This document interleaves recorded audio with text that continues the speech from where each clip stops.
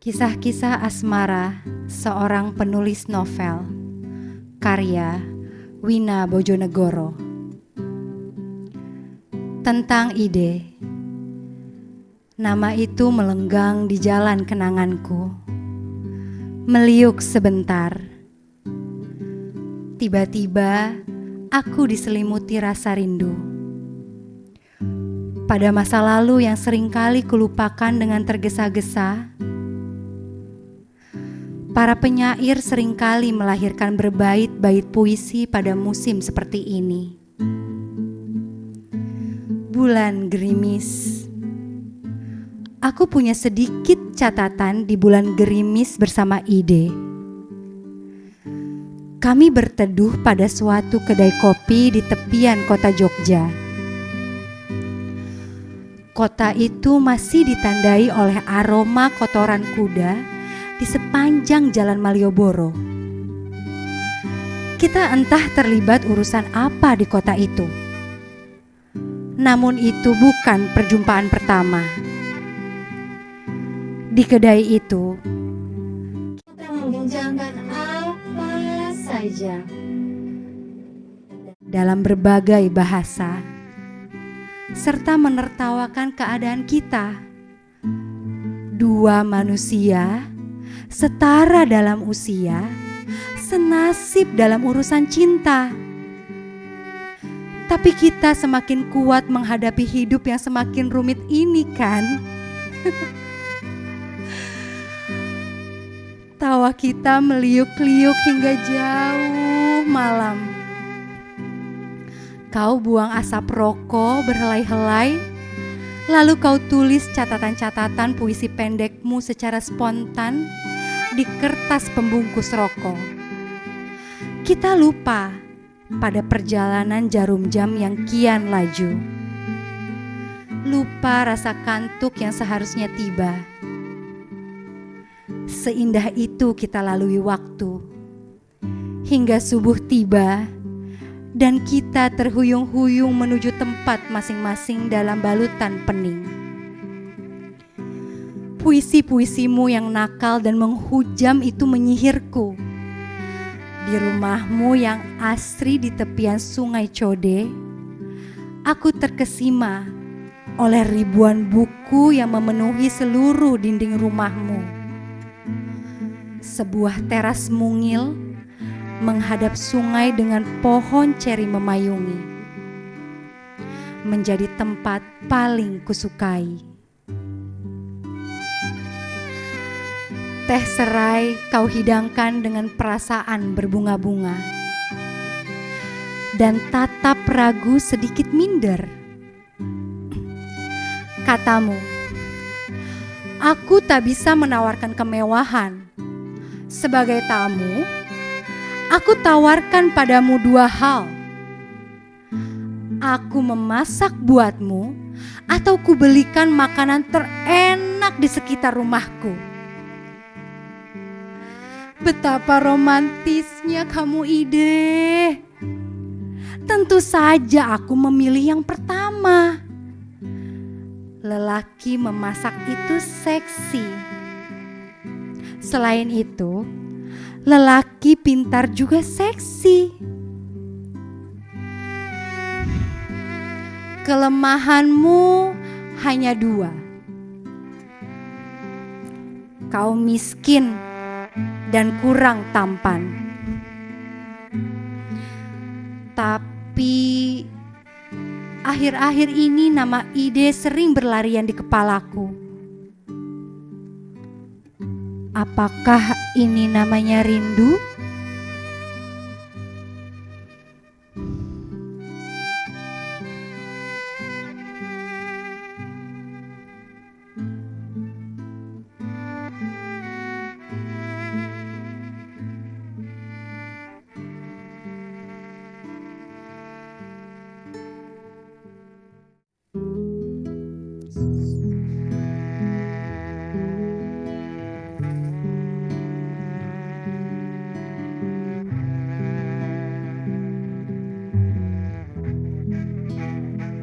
Tentang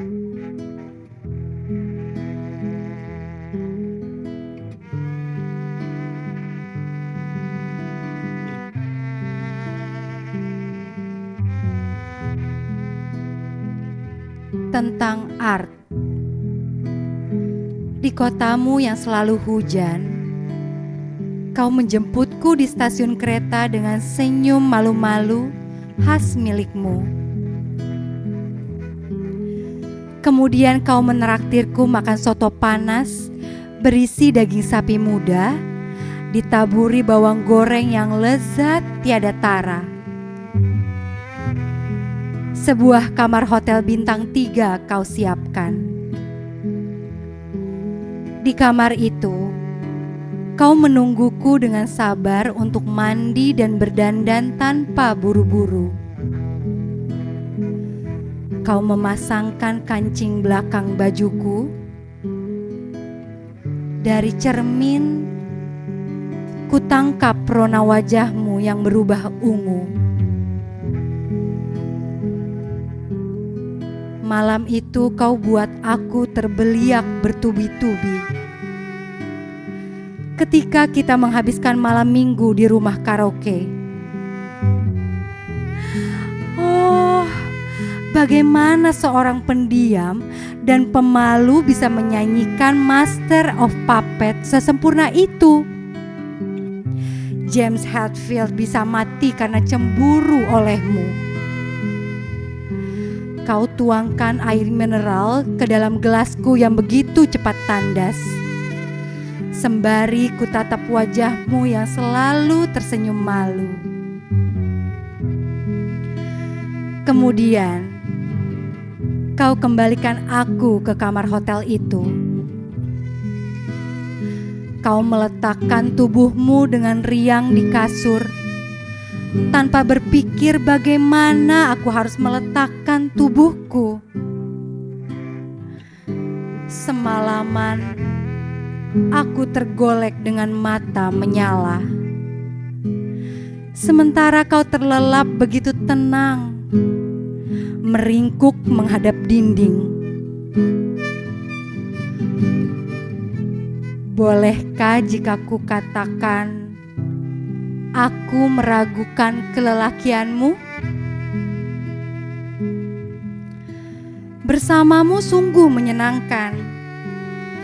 Aku bisa makan apa saja tanpa khawatir mengeluarkan uang. Belanja apa saja, kau akan membayarnya. Di dekatmu aku merasa aman, sangat aman, tanpa takut diperkosa. Tapi saat kau melamarku,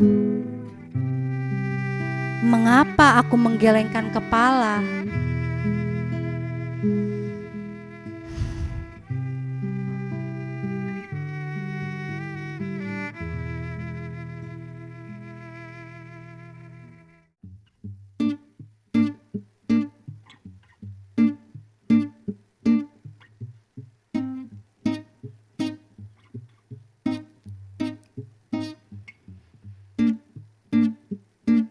Tentang fun. Fun. Tak pernah ada cukup waktu untuk mencatat debar jantungku setiap menyebut namamu. Di gelombang suaramu ketemukan alunan yang menggoda. Mengingatmu sama dengan menggali kubur kenangan yang mencabik-cabik ketenanganku. Aku ingin merasakan naik becak bersamamu. Bibir basahmu bergerak-gerak. Aku menatap.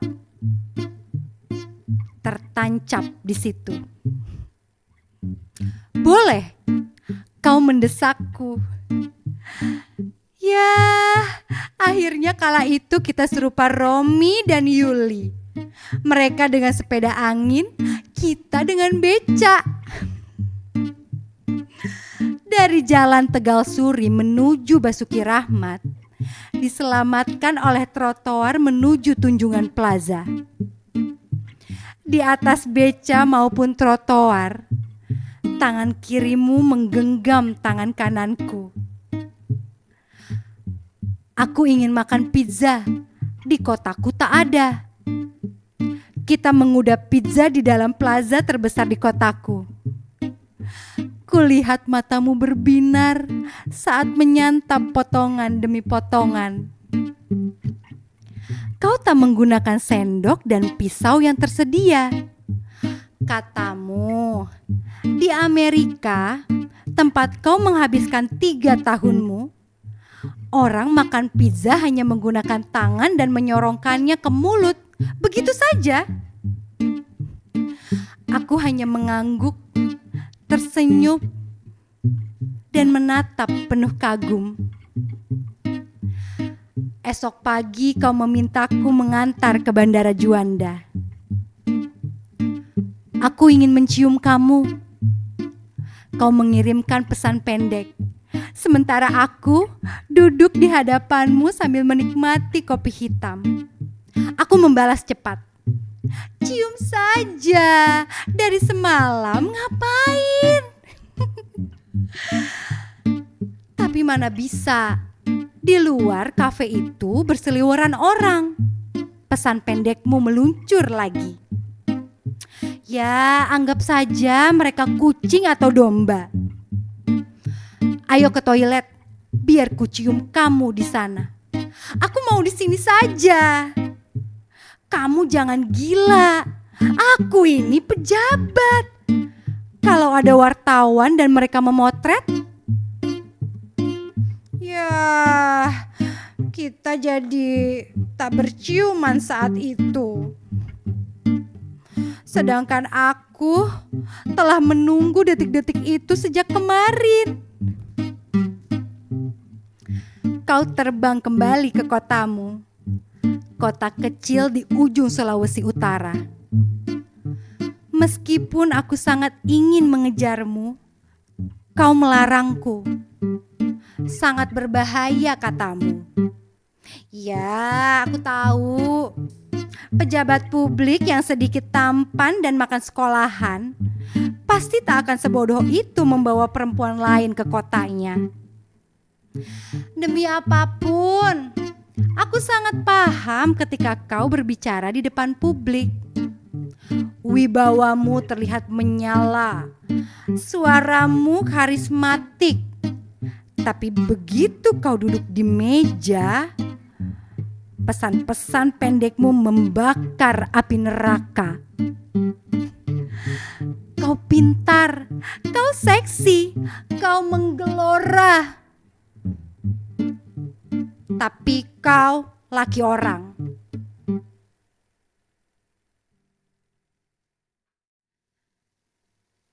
Tentang Rin.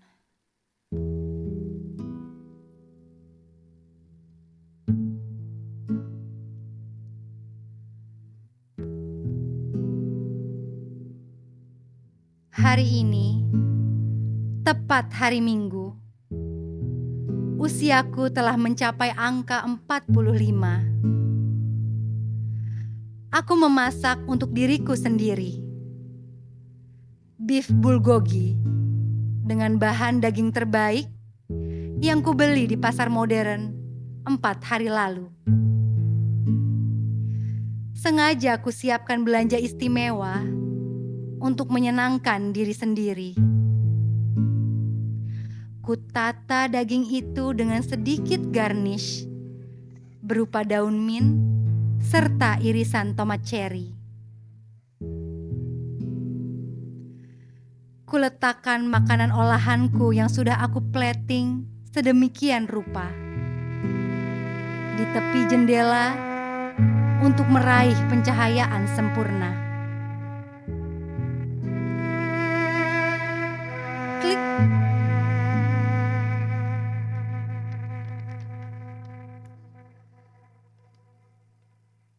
Happy birthday to me.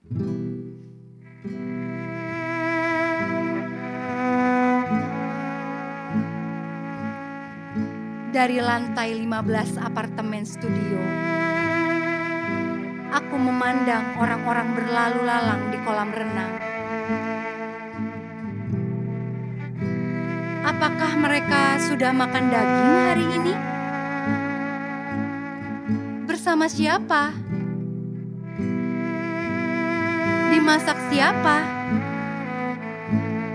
Adakah mereka pun tengah merayakan sesuatu? Sepertiku? Tadi pagi subuh, Ide telah mengirim ucapan ulang tahun. Tulisnya, "Maafkan aku, 15 atau 20 tahun berlalu. Aku tetap tak mampu membeli kado ultah untukmu. Selamat ulang tahun, Rin. Kau boleh memilih koleksi buku dan CD manapun yang kau sukai dari milikku."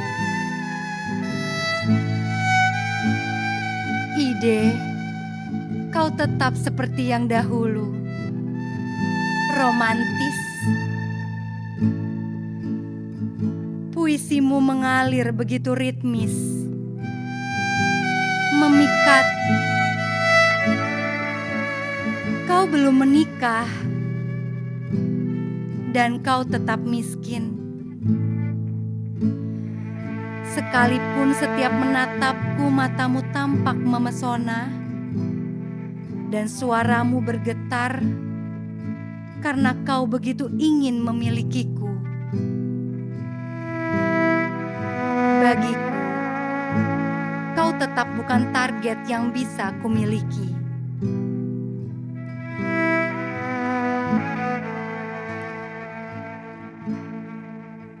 Art.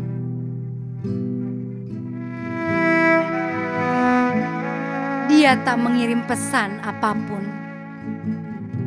Juga tak ada transfer dana untuk makan-makan atau apa. Dulu dia selalu dengan murah hati mengirimku juta-juta angka untuk bersenang-senang. Dia tahu bayaranku sebagai penulis novel berapa-berapa.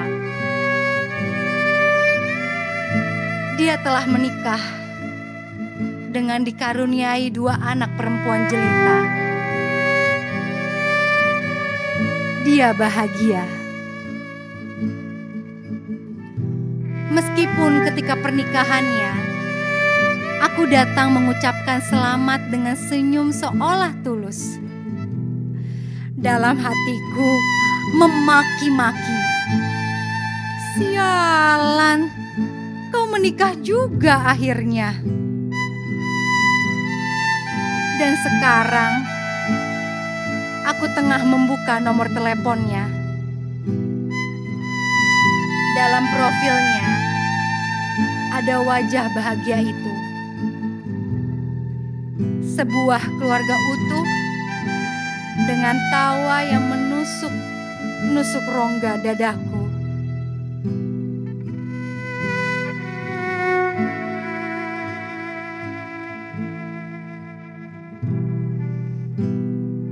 Van,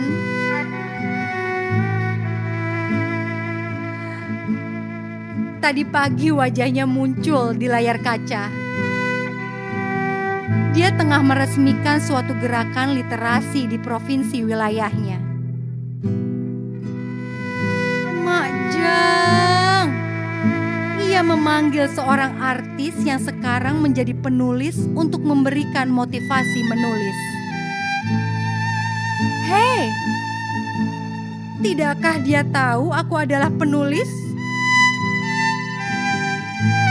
Seharusnya dia memanggilku. Selain itu menambah penghasilanku. Kami toh bisa reuni.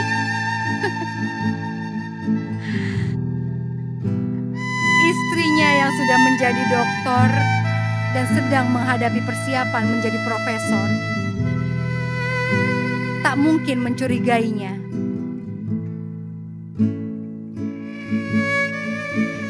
Kau terlambat datang dalam hidupku, Rin. andai kau hadir lebih awal. Begitu ujarnya suatu hari. Aku tahu itu bualan semata, tapi aku suka. Setidaknya sebagai perempuan, aku layak dirayu.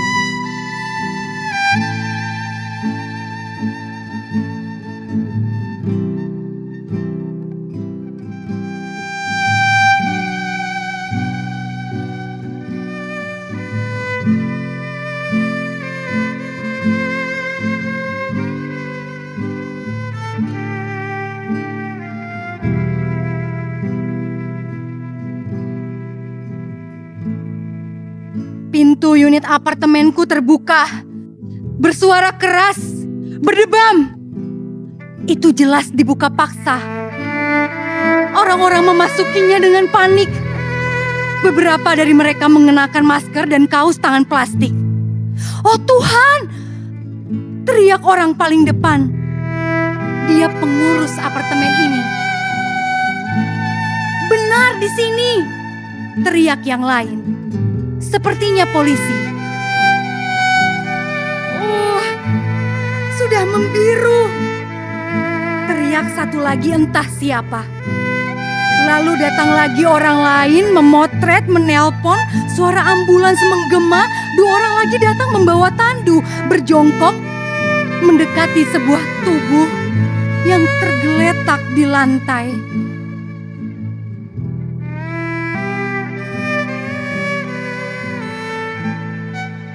Sepertinya serangan jantung, kira-kira 3 hari lalu. Tak lama, wartawan datang.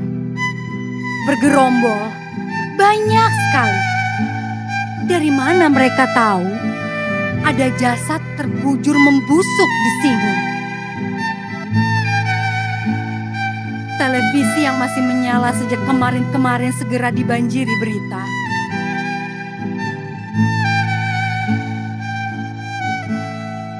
Seorang penulis novel detektif terkenal ditemukan meninggal di apartemennya di tengah kota Surabaya.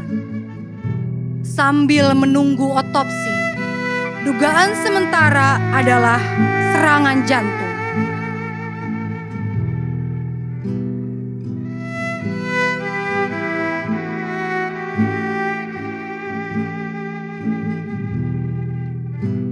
Mereka membawa pergi jasad membiru dan agak bau. Aku kembali duduk di meja makan, menikmati beef bulgogiku yang mendingin. Tiba-tiba ponselku berdering. Ide. Bukankah seharusnya dia menonton televisi? Tidakkah ia tahu aku tengah menuju perjalanan otopsi?